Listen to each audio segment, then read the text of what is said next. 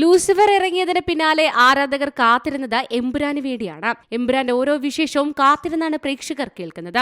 ചിത്രത്തിലെ പ്രധാന കഥാപാത്രങ്ങളെ പരിചയപ്പെടുത്തുന്ന വീഡിയോകൾ അണിയറ പ്രവർത്തകർ സമൂഹ മാധ്യമം വഴി പങ്കുവെക്കുന്നുണ്ട്. ഏറ്റവും ഒടുവിൽ പങ്കുവച്ചിരിക്കുന്നത് ചിത്രത്തിലെ ഒന്നാമത്തെ കഥാപാത്രത്തെക്കുറിച്ചാണ്. മോഹൻലാൽ അവതരിപ്പിക്കുന്ന ഖുറേഷി ഇബ്രാഹിം അഥവാ സ്റ്റീഫൻ നെടുമ്പള്ളിയാണ് പ്രേക്ഷകർക്ക് മുന്നിൽ എത്തുന്നത്. എമ്പുരാൻ കാണുമ്പോൾ വളരെ ശ്രദ്ധയോടെ കാണണമെന്നും മൂന്നാം ഭാഗത്തിലേക്കുള്ള പല ലീഡും രണ്ടാം ഭാഗത്തിന്റെ അവസാനം നൽകുമെന്നും പറയുന്നുണ്ട്.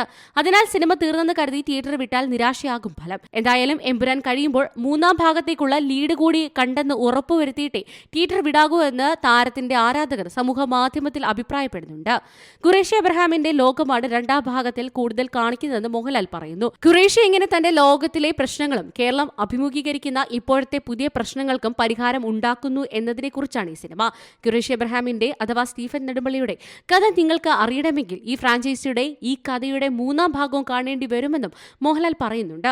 പൃഥ്വിരാജ് എന്ന സംവിധായകന്റെ ഏറ്റവും ശ്രദ്ധേയമായ സിനിമയാകും എമ്പുരാൻ എന്നും മോഹൻലാൽ പറഞ്ഞു. ഖുറേഷി ഇബ്രാഹിം ദൈവത്തിന്റെ സ്വന്തം നാട്ടിലേക്ക് ഒന്നാം ഭാഗത്തിൽ സ്റ്റീഫൻ പറഞ്ഞതുപോലെ ദൈവത്തിന്റെ സ്വന്തം നാട്ടിലേക്ക് എങ്ങനെ തിരിച്ചു വരുന്നു എന്നുള്ളതാണ് എമ്പുരാൻ എന്നും ആ വരവിനായി കാത്തിരിക്കുമെന്നും അദ്ദേഹം കൂട്ടിച്ചേർത്തു.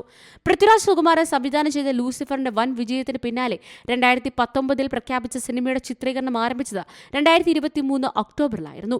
20ഓളം വിദേശ രാജ്യങ്ങളിലായാണ് സിനിമ ചിത്രീകരിച്ചിരിക്കുന്നത്. ലൈക്ക പ്രൊഡക്ഷൻസും ആശീർവാദ് സിനിമാസും ചേർന്നാണ് എമ്പുരാൻ നിർമ്മിച്ചിരിക്കുന്നത്.